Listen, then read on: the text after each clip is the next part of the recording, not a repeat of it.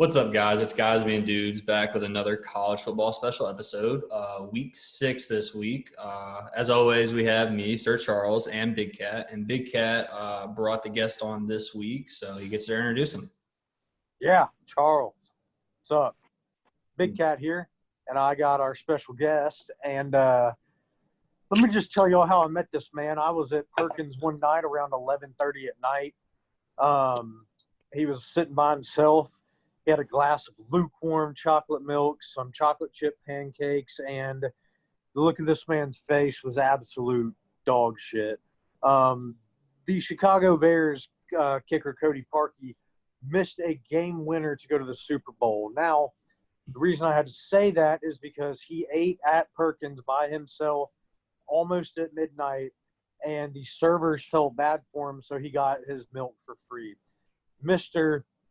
Jack Porter, a.k.a. Harry Porter. Harry, how are you doing? I'm doing good, boys. I'm doing good. So just a little note there. Jake wasn't actually there, Big Cat, but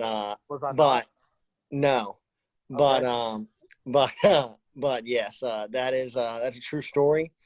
One of the harder moments of my sports life, and real quick.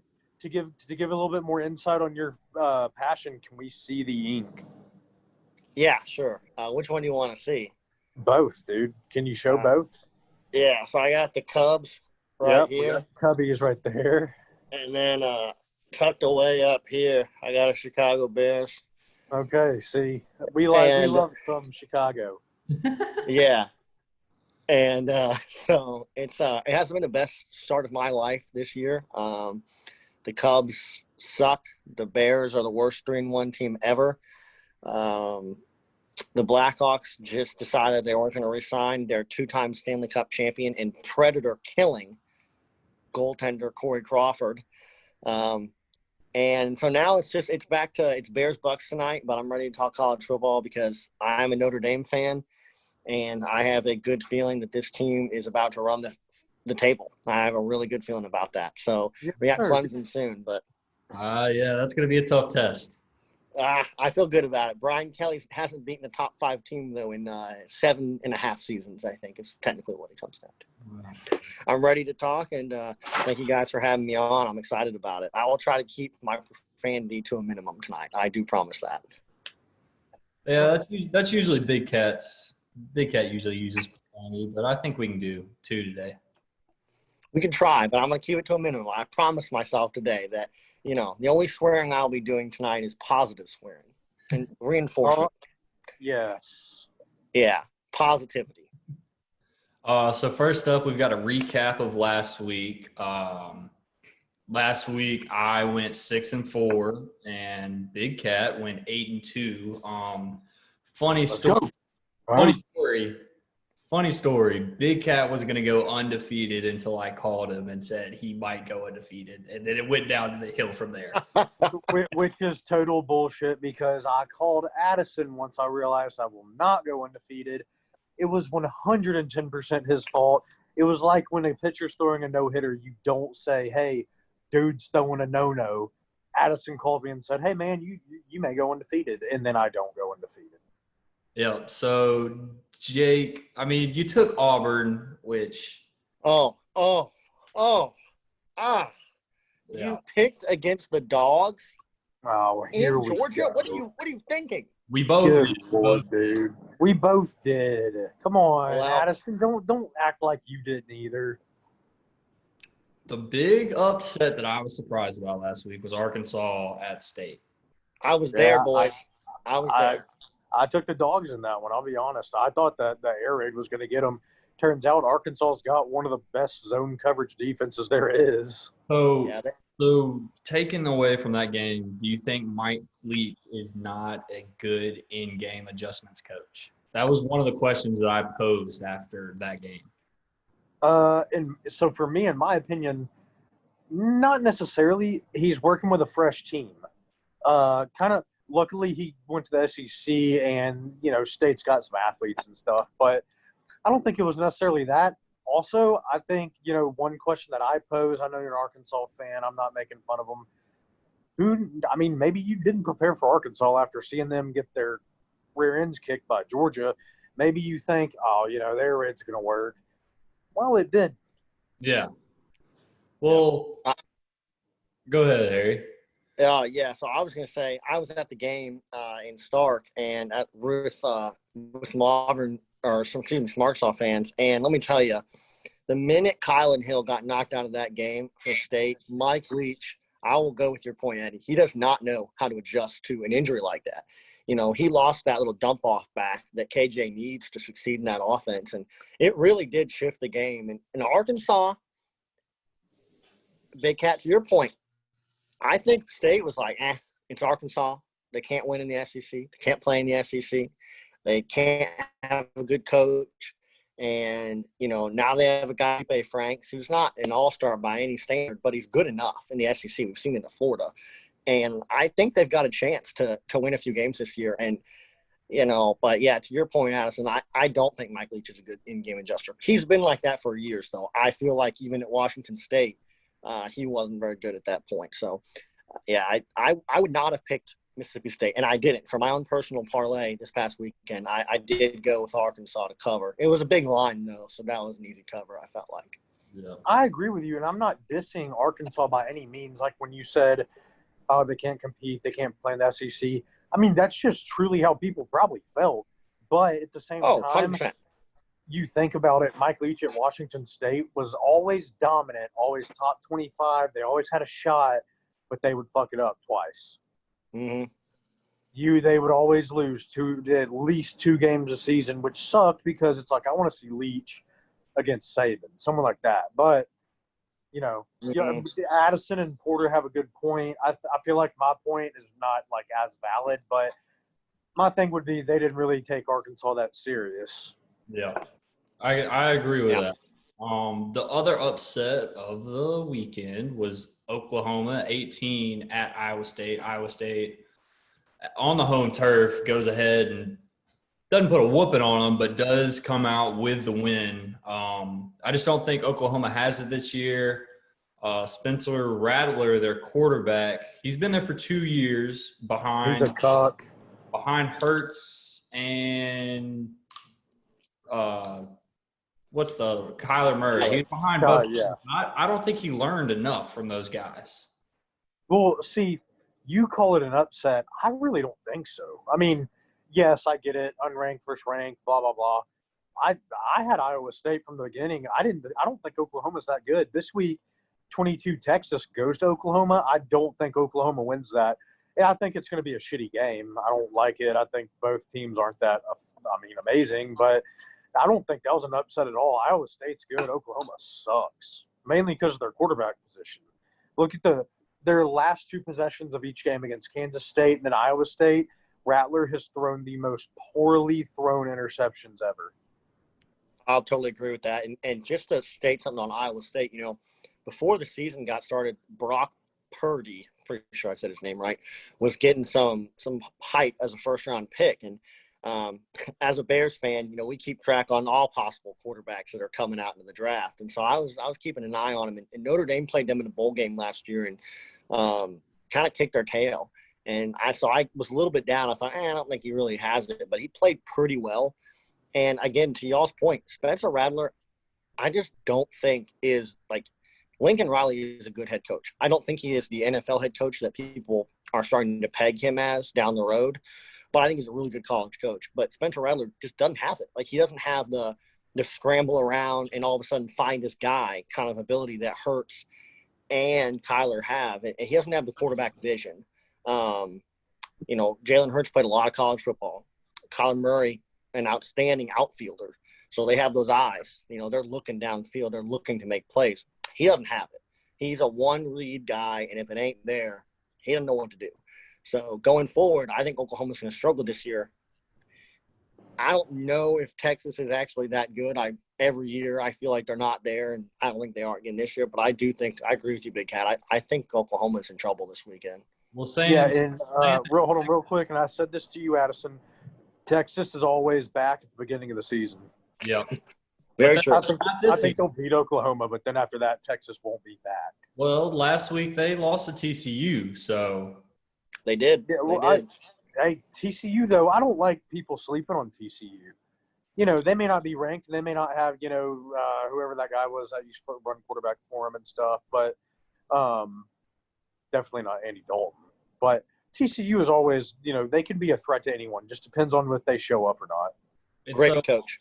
I'll bring this question into it. I saw something about BYU, and I'll ask, do you think BYU, if they were put in the Big 12, could they be top 3, top 4 every year? Yes. I think BYU, in my opinion, they're underrated just because, their schedule. But at the same time, they play some decent teams. I like BYU. I don't see the issue with BYU. I actually would like to see BYU. Yeah. To answer your question, I would say top 4, but probably top 3. Okay. I think if you drop them in the Pac-12, which geographically, I guess, probably is maybe a better fit. They are in Utah. That's but what I was about to say. Pac-12. yeah, I think maybe, but yes and no, because they have a lot of talent. Every year they seemingly have talent that we just don't know about because they recruit kids that we don't know about. But the only issue with BYU that I would see in a Big 12 environment is they do score points, but they don't play that kind of offense. And, they do tend to throw the ball a lot, but they're not throwing up 45, 55 a night, which maybe that's the way they play. I'm not 100% sure. But to your point, they're top 5 in the Big 12. I would say that.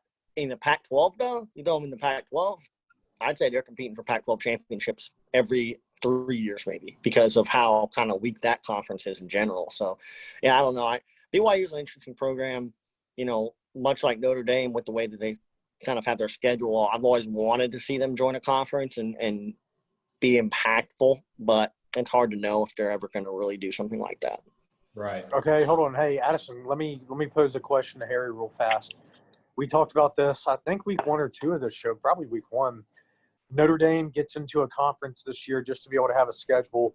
Should they be fairly treated and have a chance at the national championship or not? 100% yes. If they win the ACC, like if the way the ACC looks, right, you got 2 top 10 teams, 3 top 10 teams, including Notre Dame, North Carolina, Clemson, and Notre Dame. If they beat North Carolina and Clemson this year, which I think they will, they'll beat Clemson once. I don't know when, but I think they'll beat them once. If they do that, then yeah, they deserve every shot in the world. They're equally as good, if not better, than some of those teams. You're going to find out a lot about Notre Dame this weekend. They got Florida State. Florida State's not been very good. Notre Dame has a tendency in these games to play down and to play to lower competition. That's just the way Brian Kelly has been. But the last time we saw Notre Dame, of course, they had the COVID incident. They hung like 55 on somebody. And I don't even remember who the hell it was, to be honest with you. But I think was it maybe Wake Forest? No. Yeah, maybe it was. I'm not sure. But anyways, they kicked their ass. And that's unlike a Brian Kelly team. They don't usually do that. They don't keep their foot on the pedal. They pull off. They run the ball a little bit too much. So, yeah, to your point, I think they would succeed. I do not want them ever to join the Big Ten. I've said this for years. People have always argued me this. Oh, they should join the Big Ten. Join the Big Ten. No. They're going to join a conference. It should be the ACC. They already play those teams, and they have a really good relationship with the ACC to do their basketball program and how successful it's been. The only thing that they're in the Big Ten is hockey, and I don't think anybody really gives a shit about college hockey. I watch it, but who else in the country watches college hockey? So, yeah, to your point, I think they should be treated fairly. Okay, fair answer. So basically, to end the recap of last week, I personally went 6-4. Big Cat went 8-2, and so through week 5, I'm sitting at 17-9 overall, and Big Cat is 18-8.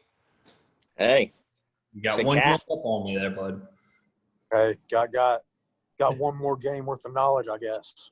Yeah, I guess so. So talking about top 10, new top 10 this week, obviously. You got Clemson at 1. It's been like that all year. Alabama at 2. No question really there. Then you got 3 and 4, Georgia and Florida. I think really both of those teams deserve those spots. Y'all can give your opinion on those, but I think really both those teams are interchangeable at 3 and 4 right now.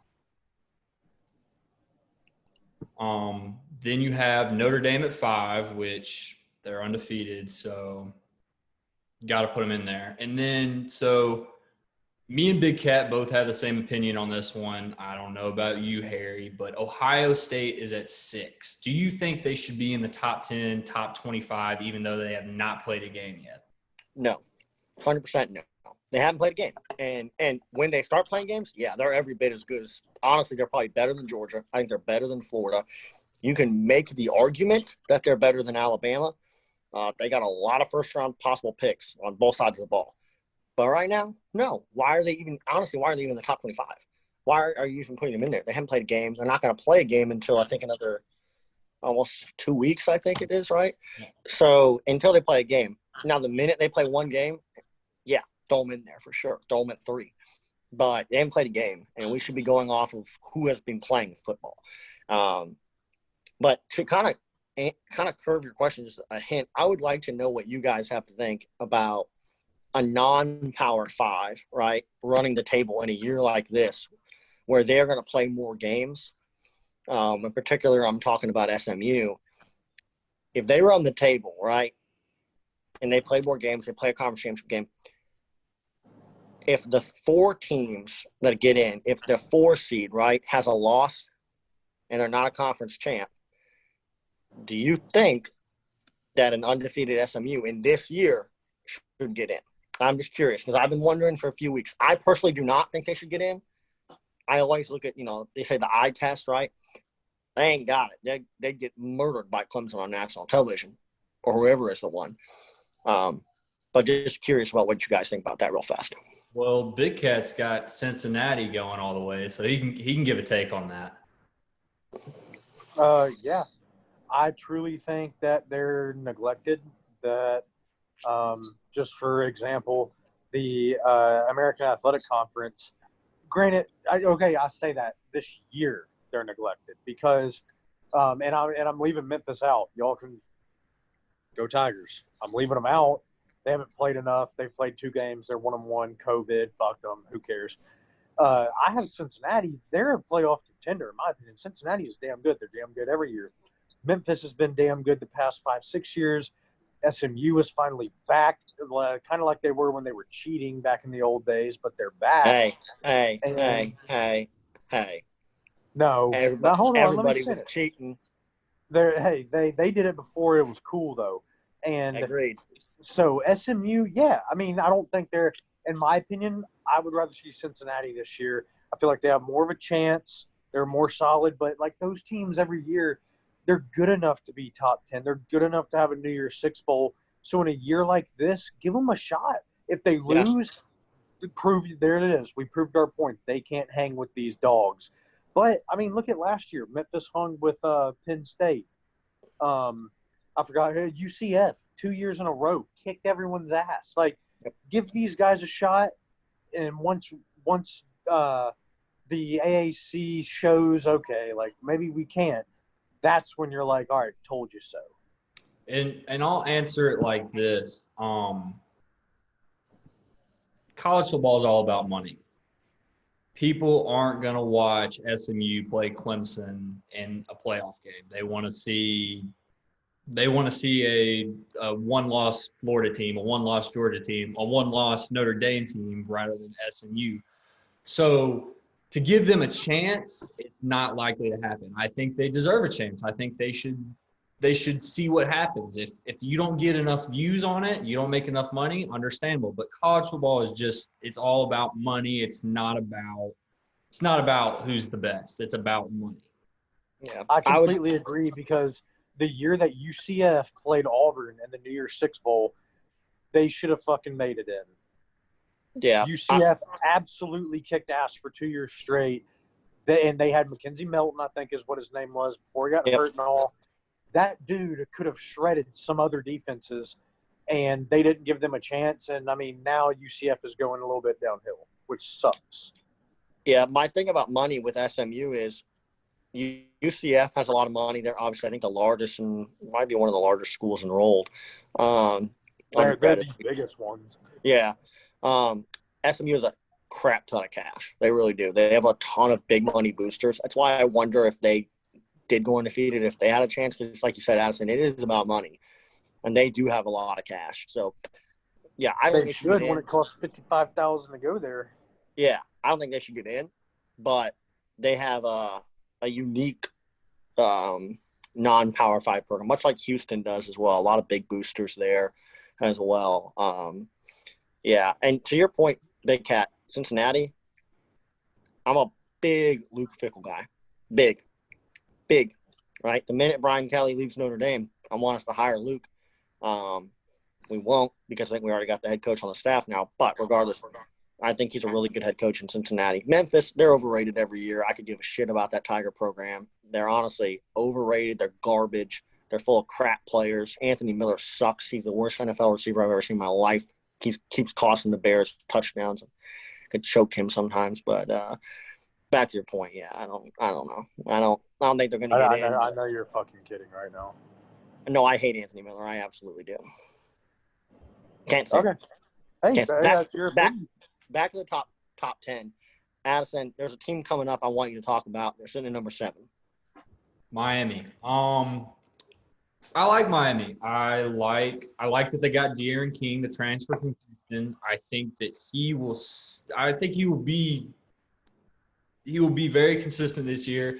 I think he'll keep going. I think he will be in the Heisman contention. I think he'll be top 3 in the Heisman contention, even with Justin Fields coming back and Trevor Lawrence. I think this program's really strong. The only thing is they're in the ACC. They've got Clemson. I think they play Notre Dame. Maybe. No, they don't. Not this year, no. Okay. Well, the only problem is they play Clemson, and, that one loss might screw them over this weekend, because I do have Clemson. Yeah, the line for that game, do you know what it is? I don't. I think it's pretty simple. It's pretty short. I think Miami will cover, actually. Okay, so it is short. Well, yeah. I can't zoom out of this, no pun intended, because we're on a Zoom call. I actually was checking the lines earlier for betting this weekend. I'm pretty sure it's like 13.5. Okay, that's not that bad, yeah. So I like Miami. I really do. De'Aaron King's a really good quarterback. I'm sorry, I'm getting all the inactives for the Bears game, and Mike Evans is active, so we're screwed. But I really do like Miami. Big fan of Manny Diaz, great coach. My only issue is, like I said, they're playing in the ACC. They're going to play Clemson this weekend. They're not going to beat them. But I'm curious with De'Aaron, what do you do against Clemson's defense? If you throw up really good numbers, right? If you throw up and you throw for 300 and you can run for 100, we should be talking about him as a Heisman guy, honestly. And really, going forward, we should be talking about Miami potentially being a playoff team. Even if they lose this weekend, if they can keep it close, lose by 10 or less, they should still be in the top 10. But I was curious to see what you guys had to think about them, because I think they're a team that everybody right now is like, oh, it's Miami. They're not really back. They're not that good. They're overrated. That's my opinion on it. That you just said it. That's all I was going to say. They're like Texas, in my opinion. Is Miami back? Yes. And then come a couple games from now, no, Miami is absolutely not back. Yeah, I thought they were back a few years ago when they kicked the crap out of Notre Dame on a Saturday night game. And I think the next week they got beat. So, I don't really know. But I do like Manny Diaz as a head coach, and I do like De'Aaron King. So that was what I had to think about number 7. So, and then at 8, we've got UNC. I'll talk about them later when we give our picks. 9, we got Penn State, which obviously we would all agree that they should not be there. Agreed. So realistically, on our top 10, we would have Oklahoma State at 9. We'd have Cincinnati at 10. Mm-hmm. Yeah. One point about Penn State, they are my pick to win the Big Ten. I think they are incredibly talented on both sides of the ball. Probably have the best defensive end in college football, and probably have the best tight end in college football. Really good O-line. They can run the ball really well. So, yeah, but again, they shouldn't be in there. The Big Ten should not be in there. But Oak State, weak defense. Yeah. Right? Weak defense. Yeah, and that's the Big 12 for you, though. And then, again, Cincinnati at 10, I think that's pretty reasonable. They should be there, obviously. But, Yeah, we can talk about North Carolina when we get to the picks, but I got some thoughts on them, so we'll talk about that when we get there. We'll go ahead and start with the picks. First up, we got number 4 Florida at number 21 Texas A&M. In this one, I've got Florida. A&M just hasn't looked good the past 2 weeks. Week 1 struggle against Vanderbilt. Alabama just ran through them. Really, the only positive I see from this team right now is Kellen Mond, and he's just not going to be able to do it all for them. So I've got Florida in this one. Yeah, this one's easy. I mean, for me, in my opinion, Florida, only because I said it week 1. Texas A&M is always overhyped. Like every year, they really fucked up against Vandy, and then you go to Bama and obviously you get smoked. Florida, no doubt. 12th man, my ass. Yeah. To your point, asking Kellen Mond, I actually don't think he's very good. Maybe a bold take, but what has he done, right? What has he done against quality competition?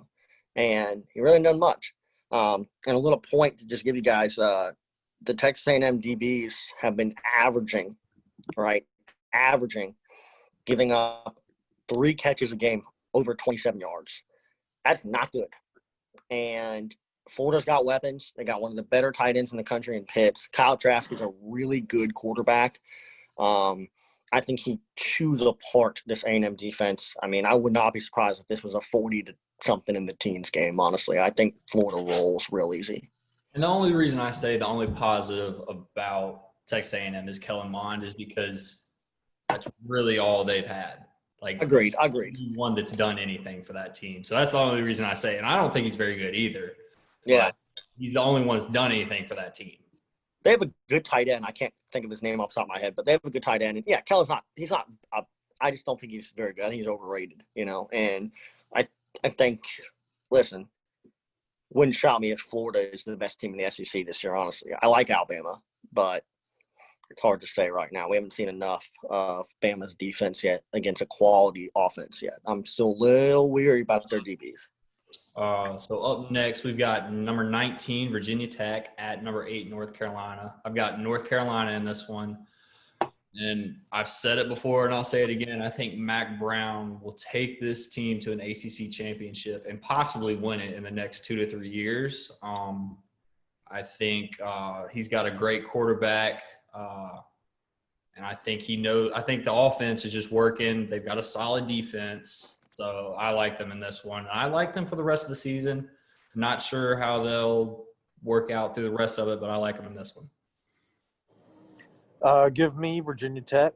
I want Fuente going into the Tar Heel Nation. I don't think Carolina. They've been okay the past 4 or 5 years maybe. I think to where they go to a bowl game. They look okay against some teams, but Virginia Tech bounces back. Yeah, Virginia Tech's got a really good running. 10 minutes. Here we go. We got plenty of time. Virginia Tech's got a really good running back, Khalil Herbert. But Virginia Tech's red zone defense, not good. And North Carolina has scored a touchdown in every red zone possession they've had all year. So I'm taking North Carolina, but I do think it'll be closer. I think a 7 to 10 point game. But yeah, I'm taking North Carolina with a 4.5 point line. Like, Sam Howell is really good. And look, Addie, to your point, Mac Brown's building a team there, not just on O. That D is much improved. They got one of the better defensive coordinators in the country. He came down from Army. They're really building a quality program at North Carolina. But I do think down the road, they're not ready for Clemson, and I don't think they're ready for Notre Dame either. Yeah. Next, we've got number 22 Texas at Oklahoma, the Red River rivalry. I'm going to go with Texas in this one. Like I said earlier, I just don't think Oklahoma has it this year. I don't think they're going to finish in the top 15 when the season's all said and done. I think that they could legitimately lose 2 to 3 more games this year. Their quarterback position is just not very good. So I've got Texas in this one. Yeah, I got Texas. Give me Texas. Texas. All right. Next, we've got – there. I got Texas as well. Go ahead. Talk to me. It was lagging behind. Go. No, I'm ready. Go ahead. Next pick. I got Texas. All right. Number 14, Tennessee at number 3, Georgia. I got Georgia in this one. Georgia's defense shut down Auburn last week. I think they're going to do the same against Tennessee. I really think Georgia will run away with this one pretty quickly. I have Georgia only for that. I dogged them week 1 against Arkansas, saying their quarterback position was trash, which I still think it kind of is. Their 2 running backs are absolutely annihilators, and that's their game changer every single game from here on out. Those dudes run downhill, and I'm pretty sure they both averaged almost 8 yards a carry. Yeah, I've got the Vols. Best offensive line in the SEC. Trey Smith and Cade Mays and the rest of that group is unbelievable. They've been running the ball at a great clip as a team. They don't have any. Hold on. You're not agreeing with me, right? You know I picked Georgia. Yeah. Okay. Yeah. Okay. I was just making sure. No. I'm taking Tennessee. They got the best offensive line in the SEC. Okay. And they got a great linebacking core. I think they're going to slow those backs down and make it hard on the quarterback. And yeah, I'm taking Tennessee. And the line is 12.5. I actually think Tennessee wins the game, just in general. That's an upset, I know. But Tennessee, to me, they have a really good team around Garantano. And when you can run block and pass block, you can win games. So I'm taking Tennessee, and I think it'll be something to see. All right. Next, we've got number 7 at number 1, Miami. Number 7, Miami at number 1, Clemson. I've got Clemson in this one. I think it will be a close game, actually. I think Miami will be able to compete in this one, but I still got Clemson in this one. Okay. This is not my lock of the week, but am I lagging? Are we lagging? Can anybody hear me? Anybody hear me? Yep, you're Yes. good. Yes, no, maybe. Yep, you're good. Not my lock of the week. This is not my lock of the week, but I roll with Miami for the only fact that Clemson has not played anyone this year. They also had a bye week. Miami over Clemson at Clemson. Give me the dogs, as in underdogs. Give me the Canes, baby. Yeah, Clemson, and I think it'll be a 2-score game. I don't know. I haven't really bought. I like Miami. I've said it earlier, but I don't buy them over Clemson. Dabo's too good of a coach, so they're going to win. Something like 37-27, something like that. Next, we got Texas Tech at number 24, Iowa State. I'm going to have to take Iowa State in this one. I think winning at home against Oklahoma, I don't think they're going to go to sleep on that. I think they're going to keep competing, and I think they're going to shoot to be in the top 10 at the end of the year when it's all said and done. So I've got Iowa State in this one. Totally agree. And the only reason is because Iowa State is kind of like one of those teams, like an AAC team. They're a little underrated. They just beat Oklahoma. They're not stopping now. They're going up the ass of the competition, and they're trying to get into the top 10. Yeah, taking Iowa State to win, but I am taking Texas Tech to cover. It's a 12.5-point line, so I'm taking Texas Tech to cover. I do not think Iowa State has the best defense in the country by any standard. They play a unique style in that 3-5 stack, but, yeah, I'm going to take Tech to cover, but Iowa State will win. All right. Next up, we've got Arkansas at number 13, Auburn. Arkansas coming off the upset. I'm going to have to go with Auburn in this one. They did get shut down last week, but I think they're going to bounce back. I don't think that Arkansas's defense is going to be able to put up 2 really good defensive games in a row. All right, this could be the week where you kind of take the lead on picks. Give me Arkansas. I'm serious. I was debating on which one I'm doing, Arkansas or Tennessee, and I lean towards Arkansas. I like their defense. Their play calling was better this past weekend. So, Woo Pig, I guess. How do they do it? Woo Piggy. Yep. Yeah, Big Cat, I'm with you. I'm taking the Razorbacks. It's a 12.5-point line again. I'm a big Bo Nix guy, but he hasn't really shown consistency yet. No, he hasn't. And, hey, and I'll say this. His best part is throwing to a big dude. I forgot on the outside, like 6'4" or something. Seth Williams, yep. Yeah. Well, with Arkansas's, they defended the air raid pretty well. Bo Nix is going to be struggling they're going to have to be forced to run the ball, but Arkansas's defense looks great. Yeah, I think Auburn wins, but I think it's close. I mean, I really do like the way Sam Pittman and Arkansas is, kind of coming together. And Barry Odom used to be the Memphis DC, Missouri DC, the Missouri head coach. Didn't really work out as a head coach, but great game planner, great strategy guy. So I think he keeps it close, and I think they slow down the Tigers. So that's what I think. Next up, we got number 2, Alabama at Ole Miss. I think Alabama rolls in this one. Ole Miss is solid. They're not good. They're not great, but they're not terrible. But I still got Alabama to roll over them in this one. Just give me Bama. Give me I got Alabama. nothing else. Bama, nothing else Yeah. to say. They're going to roll them. Same. Give me Bama. Last pick of the night, we have Florida State at number 5, Notre Dame. Got to go with Notre Dame in this one. Florida State has looked very bad this year. And to prove the point, Memphis head coach Mike Norvell, he doesn't have his team around him yet, so I think they will come along later in the year and next year, but I still got to go Notre Dame in this one. Give me Norvell in 2 to 3 years. Let him get his players in. Then I'll take him in this game. Until then, Notre Dame, probably pretty damn big this week. Florida State's not Florida State. Yeah, I won't make the pick as a fan, but I will say it's a pretty big spread. Notre Dame tends to not cover. So that's what I'll say. Notre Dame's going to win the game, but I don't think they're going to cover, to be honest with you. All right. Anything else? I got a lock All for you right. guys. Give it quick. Mississippi State beating Kentucky. I think Kentucky's not very good this year, and State's going to bounce back. So Mike Leach loves going to play Kentucky. That's a team that should have hired him years and years ago, and he's going to prove a point. I got a feeling. Big Cat, anything? Oh, damn it, man. I would have something, but I forgot to write it down. It's on my notes.